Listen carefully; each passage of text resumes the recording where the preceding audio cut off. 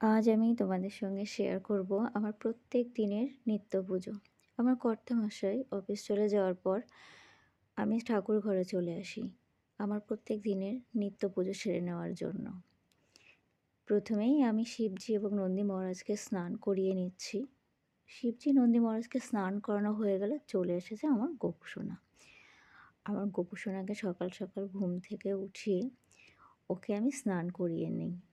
তো ওর জলে ছিল তুলসী পাতা, চন্দন বাটা আর কিছুটা ফুলের পাপড়ি। তো এগুলো দিয়ে ওকে আমি স্নান করিয়ে নিচ্ছি। আর জানো তো, সকাল সকাল পুজো করলে না মনটা খুব ভালো লাগে।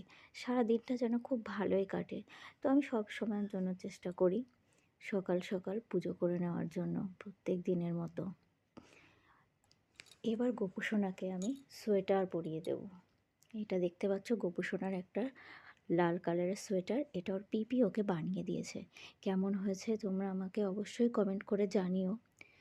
আর এরপর আমাদের পিকচার গোপাল আছে, তো ওকেও আমি একবার মুছিয়ে নিই সকালবেলায়। রাধা মাধব আছে, ওনাদেরকেও আমি মুছিয়ে নিই। তো প্রত্যেকটা পিকচার আমি প্রত্যেক দিন সকালবেলায় একবার করে মুছে নিই। মুছে নেওয়ার পর তারপর ফুল বেলপাতা সব ঠাকুরকে দিয়ে দিলাম, দিয়ে ঠাকুরকে একবার আরতি করে নিলাম। নেওয়ার পর এবার আমি ভোগ নিবেদন করে দেব। তো সকালবেলার ভোগে ছিল আজকে কাজু আর কিশমিশ।